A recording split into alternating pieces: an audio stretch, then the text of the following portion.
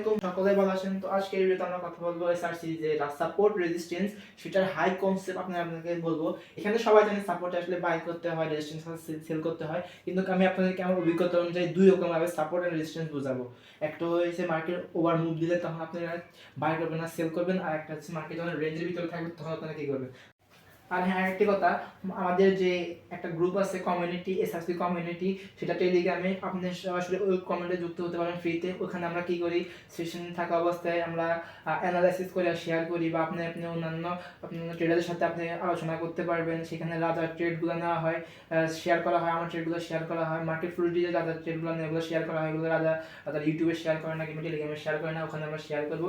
তো আপনারই ভালো হবে যদি এখানে আপনি জয়েন হন। ওকে, মার্কেটের সাপোর্ট আছে একটা রেঞ্জ, মনে করেন 40 পিপস রেঞ্জ, আমার 30 মিনিট আছে সাপোজ। তো মার্কেট এখানে একটা গ্রিন ক্যান্ডেল মেক করলো। ওকে, এখানে সে গ্রিন ক্যান্ডেল মেক করলো সাপোজ 30 মিনিট। ওকে, তো আপনি এখানে একটা বাই করার চিন্তা ভাবনা করতেছেন, যেহেতু এখানে সাপোর্টে আসছে গ্রিন ক্যান্ডেল মেক করছে, তখন আমি আপনাদেরকে এখানে বলি, আপনি এখানে যখন গ্রিন ক্যান্ডেল মেক হয়েছে তখন আপনি এখানে বাই করতে পারেন, কিন্তু একটা কথা মনে রাখবেন, আমরা আমরা একটা ক্যান্ডেলের উপরে কোনো সময় বিশ্বাস করতে পারবো না।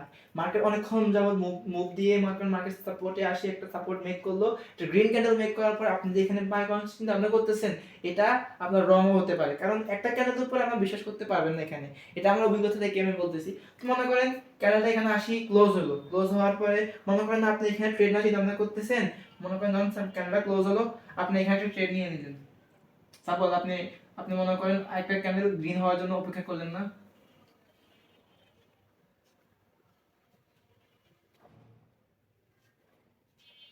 ওকে, আপনি এই ক্যান্ডেলের জন্য ওয়েট করলেন না, সাপোজ এটার জন্য ওয়েট করলেন না, আপনি জাস্ট গ্রিন হওয়ার সাথে সাথে সাপোর্ট এসে আপনি এখানে বাই করে দিলেন। তো বাই করে দেওয়ার পরে মনে করেন মার্কেট কি করলো, আপনার ফেভারে গেল। ওকে, দ্যাটস গুড, আপনি ফেভারে গেল, প্রিভিয়াস ক্যান্ডেল লোকের এক্সপেক্ট করছে, আপনি এখানে যখন 30 মিনিট ক্যান্ডেল ক্লোজ দিল, সাপোর্টে আসি গ্রিন ক্যান্ডেল ক্লোজ দিল, তখন আপনি এখানে এক্সিকিউট করলেন ট্রেড, মার্কেট আপনার ফেভারে গেল, আলহামদুলিল্লাহ। But most of the time এখানে কি হয়, যখন আপনার হাই কনফার্মেশন দরকার, আমার অভিজ্ঞতা যখন আপনার হাই কনফার্মেশন দরকার, তখন আপনাকে কি করতে হবে, মার্কেট সাপোর্টে আসছে বা রেজিস্ট্যান্সে আসুক, একটা ক্যান্ডেল মেক করছে, সাপোর্টে আসি গ্রিন ক্যান্ডেল, তখন আরো হাই কনফার্মেশনের জন্য আপনি ওয়েট করবেন। আরো হাই কনফার্মেশন ওয়েট করার পরে আপনি এর জন্য ওয়েট করলেন এই ক্যান্ডেলটার জন্য, এটা ফর্ম হওয়ার জন্য। যখন দেখলেন যে আপনি এখানে এক্সিকিউট করলেন না, ক্যান্ডেলটা প্রিভিয়াস ক্যান্ডেল লোকের এক্সপেক্ট করছে এবং ক্যান্ডেলটা মিড অফ রেঞ্জ চলে আসছে, 40 পিপসের পুরো একেবারে মিড রেঞ্জে চলে আসছে, তখন কি আপনি এখানে বাই করবেন?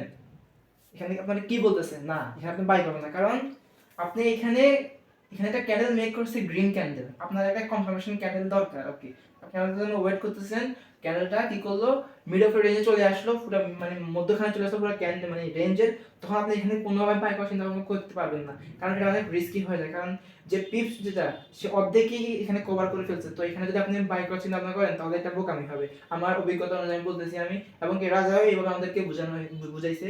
তো মনে করেন ক্যান্ডেলটা এখানে আসলো, আসার পর আপনি এখানে কি করবেন, আসার পরে দুটো জিনিস, প্রথমটা হচ্ছে যদি এখানে আসে তাহলে আপনি ওয়েট করবেন যে ক্যান্ডেলটা যদি পুল ব্যাক নেয়, মানে পরবর্তী ক্যান্ডেল যদি পুল ব্যাক নেয়, পরে মনে করেন পরবর্তী ক্যান্ডেল পুল ব্যাক না নিয়ে আপে চলে গেল, সেটা অন্য হিসাব, কিন্তু কিন্তু ক্যান্ডেলটা পরবর্তী করলো না, পরবর্তীটা ক্যান্ডেল এখানে প্রথম ক্যান্ডেল পুল ব্যাক, দ্বিতীয় হইছে হয়তো আবার সাপোর্ট মেক করে আপে যাবে।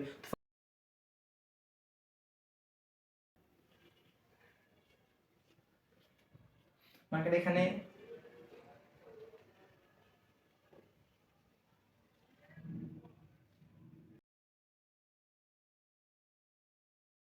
যখন মার্কেট এখানে সাপোর্ট মেক করছে, তখন আপনি এখানে যখন মনে করেন এই রেজিস্ট্যান্সটা ব্রেক করছে, মনে করেন সাপোজ এই ক্যান্ডেলটা এই রেজিস্ট্যান্সটা ব্রেক করছে,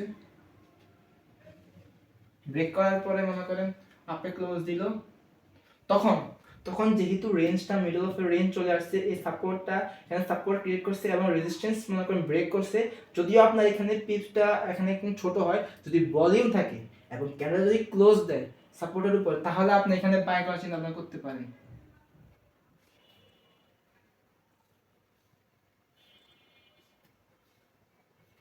ওকে, আপনি এখানে বাই করার চিন্তা করতে পারেন, কারণ volume time market support make করছে, মেক করার পর আপনি এখানে আপনার এন্ট্রিটা মিস হয়ে গেছে, তো আপনি এখানে হয়তো পুল ব্যাকের জন্য ওয়েট করবেন, কিংবা যদি কোনো সাপোর্ট ফর্ম হয় তখন আপনি এখানে কি করবেন, সাপোর্ট ফর্ম হওয়ার পরে আপনার কনফার্মেশন হিসেবে যদি ব্রেক করে, ব্রেকআউট এন্ট্রি দেয়, রেজিস্ট্যান্স ব্রেক করে, দেন আপনি এখানে বাই করবেন প্রিভিয়াস ক্যান্ডেল লোতে এসএল। এখন আপনার যদি মার্কেট আপনার ফেভার থাকে তাহলে আলহামদুলিল্লাহ, এবং এই রেঞ্জটা হয়তো ব্রেক করতে পারবে যেহেতু ভলিউম। এটা কথা মনে রাখবেন, ভলিউম টাইমে সকল ধরনের জোন ব্রেক হয়। তো এখানে মনে মার্কেট সাপোর্ট মেক করছে আলহামদুলিল্লাহ, আর মার্কেট যদি এখানে পুল ব্যাকও নেয়, পুল ব্যাক যেমন আপনাকে বলি,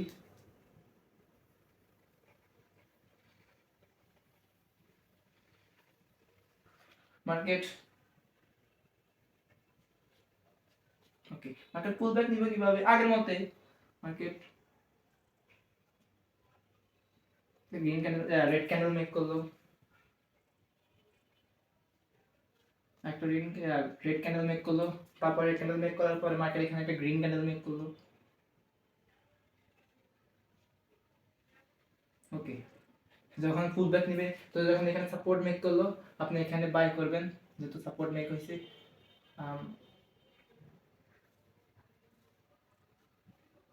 তো মূলত আপনি এভাবে করতে পারেন, হয়তো পুল ব্যাক আর নাহলে সাপোর্ট।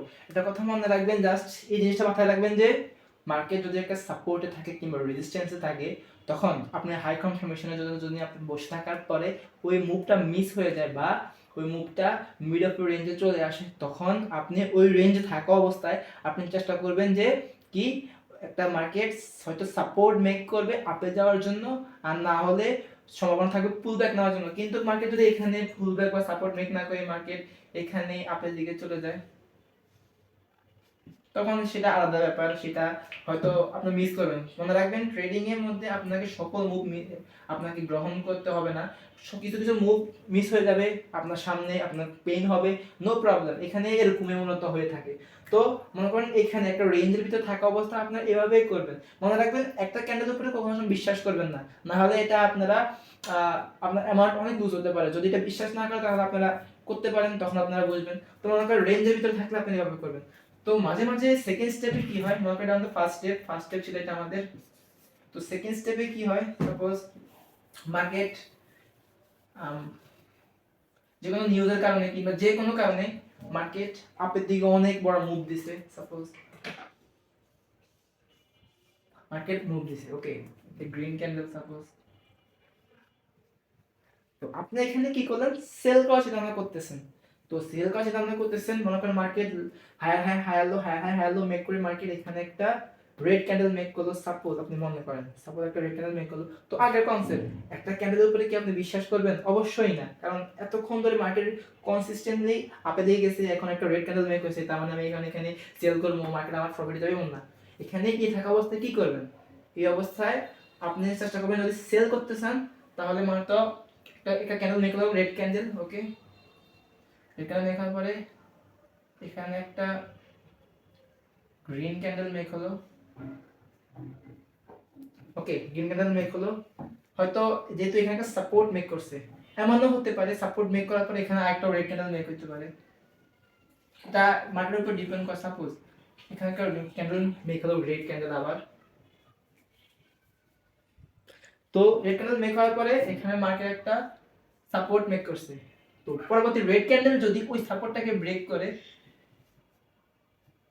করে, তো এখানেই আপনি সেল করতে পারবেন ইজিলি। এখানে ক্যান্ডেল যখন ওপেন হবে, প্রিভিয়াস ক্যান্ডেলের লোকে যদি এক্সপেক্ট করবে, দেন আপনি এখানে ইজিলি সেল করতে পারবেন। মনে রাখবেন, একটা ক্যান্ডেলের উপরে কখনো বিশ্বাস করা যাবে না।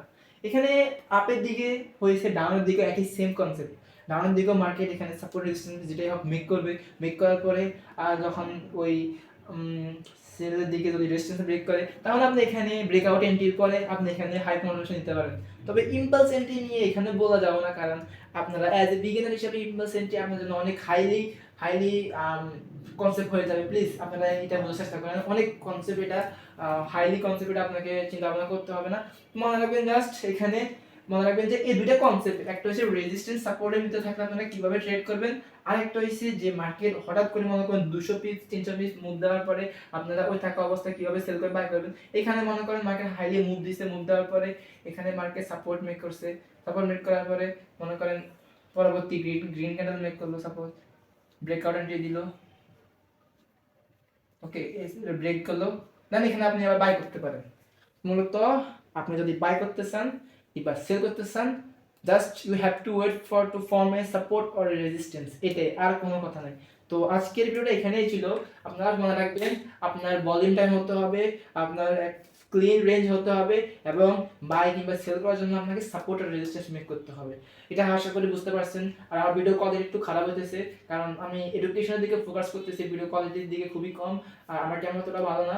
তো আপনারা হয়তো কনসিডার করবেন এটাকে। তো আজকে এটা ভিডিও এখানেই। তো আশা করি ভালো থাকবেন। জাস্ট মনে রাখবেন আপনারা একটা ক্যান্ডেলের উপরে কোনো সময় ভরসা করবেন না, এটাই। আল্লাহ হাফেজ। পরবর্তী ক্লাসের জন্য শুভকামনা।